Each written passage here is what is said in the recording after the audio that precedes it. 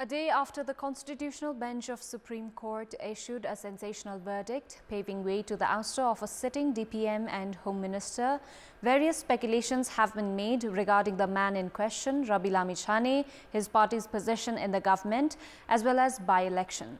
The verdict yesterday will have several repercussions, while it also signaled that one is above the rule of law. Good evening, I'm Sarah Chitrakar, and these are the headlines of the hour. Rashtriya Swatantra Party has said that it would respect the court verdict. The party has directed its cadres not to indulge in any activities against the rule of law and court. Nepal Medical Council conducts medical licensing examination. A total of 2,321 medical students comprising 1,839 MBBS and 482 BDS students in the fray. Issues emerge in the server of Immigration Department of Trivandrum International Airport. Outbound passengers stranded the whole day today. Problems fixed late in the afternoon. And Gandaki crush APF to lift the Tiger Cup Men's Volleyball Championship. APF clinched the women's category, defeating 3-1 Army. Rashtriya Swatantra Party has said that it would respect the court verdict. The party has directed its cadres not to indulge in any activities against the rule of law and court. A central committee meeting of the Rashtriya Swatantra Party has decided to honor the court verdict. A press release issued after the meeting has urged all members, cadres and well-wishers to remain calm and composed at this challenging time. The party has also cancelled all scheduled programs until the next notice is issued. In the meantime, Minister for Labour Dol Prasad Aryal has been chosen as the acting chairperson of Rashtriya Swatantra Party following the Supreme Court's verdict on Rabi Lamichhane. According to party's General Secretary Mukul Dhakal, an emergency meeting was called last night following the Supreme Court verdict, and the decision was reached to appoint proportionate lawmaker Aryal the party's chairperson.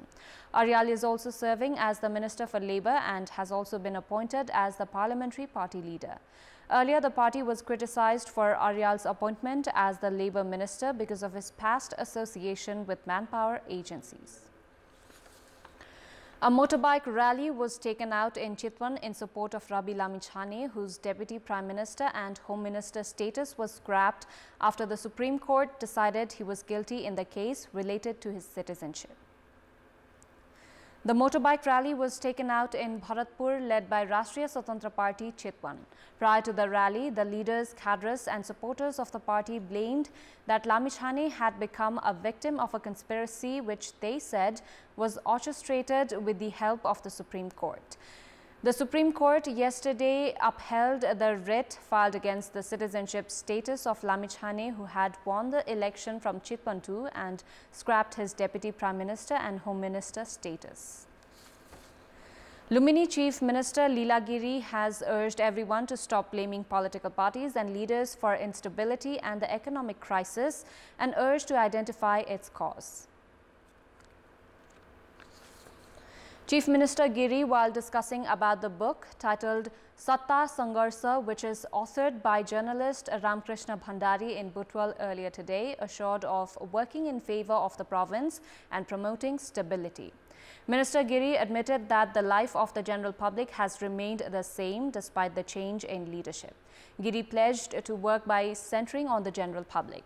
The book written by journalist Bhandari contained details about formation of the government 28 times in 3 decades and dissolution of the government, among other major political events.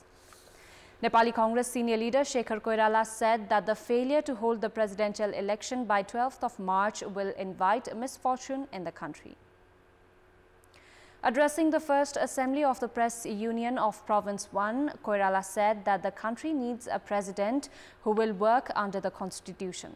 Koirala informed about the party fielding candidacies for the president and urged everyone to support them.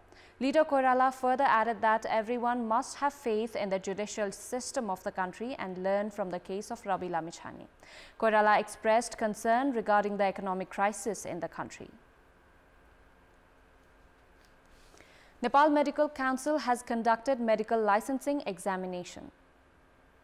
A total of 2,321 medical students comprising 1,839 of MBBS and 482 of BDS participated in the licensing examination held at Pulchok Engineering Campus in Lalitpur.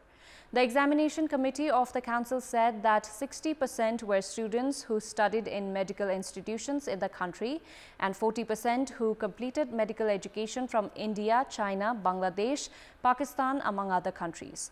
The examinees must secure 50% of the total score of 180 to pass the examination, which is conducted through computer technology. The number of examinees this year has increased by 500. The examination is set to be held until tomorrow, and as per the council, the result will be published immediately after the examination. Issues emerged in the server of Immigration Department of Tribhuvan International Airport. The problems were only resolved in the late afternoon. Passengers were stranded earlier today after the server that regulates passport information was down.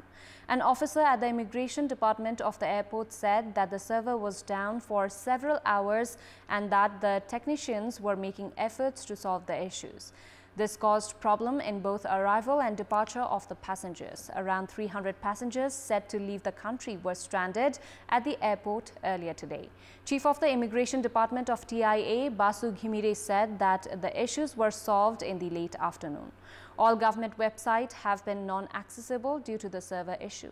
The Department of Information Technology has said that all the websites have been shut down, suspecting cyber attack. We'll take a short break here. We have more news coming up.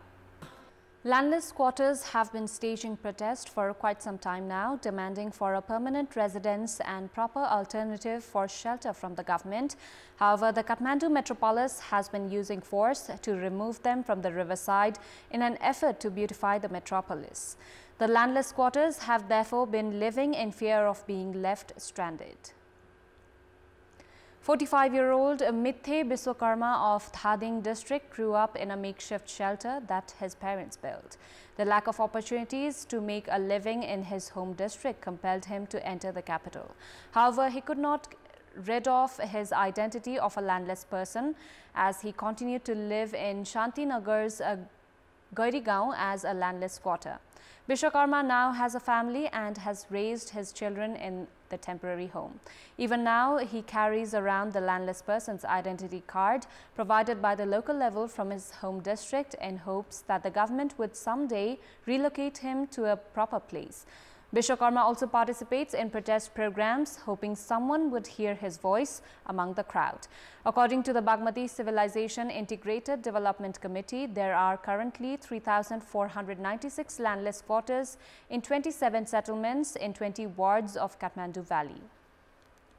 In its efforts to improve the beauty of riverbanks, the committee has been trying to remove the landless squatters. On Wednesday this week, officials of the committee and Kathmandu Mayor Balendra Shah had reached the Home Ministry urging for coordination and support to their project. The metropolis had been requesting the Home Ministry for security support to help remove the squatters. Meanwhile, those living in the settlements have continued with their demand for an alternative.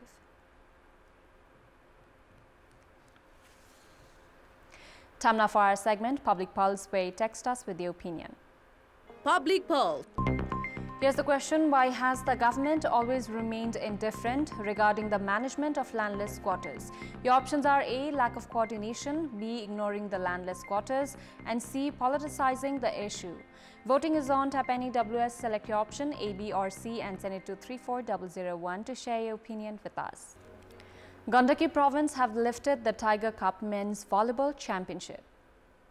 Gandaki, playing in front of their home fans, chalked out a thrilling 3-2 win over Armed Police Force. APF won the first set 25-16, whereas Gandaki came back into the match, winning the second set 25-18. Gandaki also won the third set 25-19 to take 2-1 lead in the competitive final. APF won the seesaw fourth set 28-26 to level the match at 2-all. The match turned tense and heated as spectators hurled water bottles at APF players. The match had to be halted due to bad crowd behavior. After the play resumed, Gandaki pocketed the last set 15-8 to win the final. The winners, Gandaki, were given away a cash prize of 500,000 rupees, while runner-up APF had to settle for half the cash money.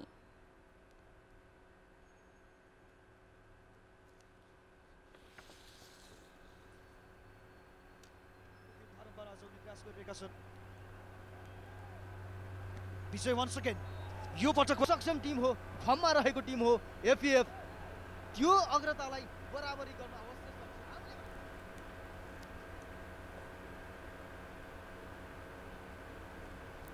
Departmental Team Armed Police Force have lifted the Tiger Cup Women's Volleyball Championship. APF crushed 3-1 Army 3-1 to become the champions of the second time. In the women's final played at Pokhara Stadium, Army produced a tough challenge for APF. Trailing 12-6 in the first set, Army rallied back to level at 20-all. However, APF collected consecutive 5 points to win the first set 25-20. In the competitive second set, Army staged a comeback to win the set 25-22. APF dominated the third set as they won 25-8. In a thrilling fourth set, APF won 25-22 to lift the championship. APF has now featured in the final of all the 3 editions. APF were defeated by Nepal Police in the first edition, while they had defeated the Army in the second edition as well. APF, along with the trophy, also won a cash award of 500,000 rupees. Runners-up Army had to settle for 250,000 rupees. Likewise, third-placed New Diamond were awarded 125,000 rupees, while organizers Gandaki Province, who finished fourth, were given away 65,000 rupees. Defending champions 3-1 Army were pushed to the fourth positions in the Tiger Cup Men's Volleyball Championship. Nepal Police Club defeated Army in the match today for the third place. In the match at Pokhara Stadium, Nepal Police won 3-1 against Army. It was Army who won the first set 25-22, however went on to lose 3 consecutive sets to win the match. Police won the second set 25-18, while in the third and fourth sets that were competitive, Police won 25-21 and 25-20. The third-placed police team were awarded with 125,000 rupees along with medals. The fourth-placed Army had to settle for 65,000 rupees.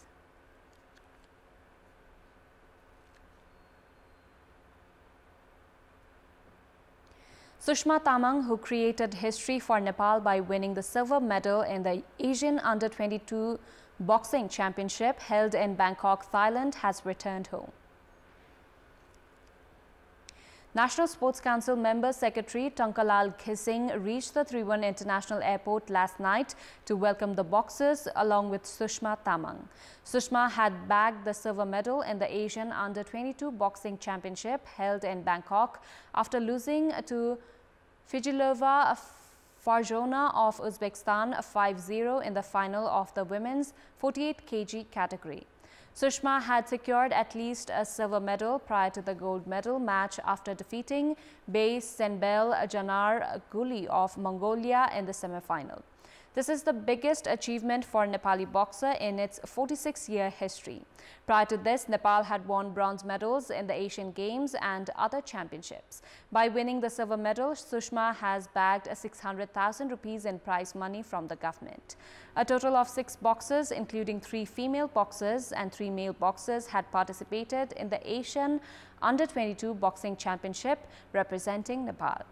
Meanwhile, Hema Rai bagged the bronze medal in the women's 57 kg category. Trisha Gajebu also struck bronze in the women's 75 kg category, while Bijay Lama also claimed a bronze medal in the men's 87 kg category. That's all for the moment. Thank you for watching. Bye for now.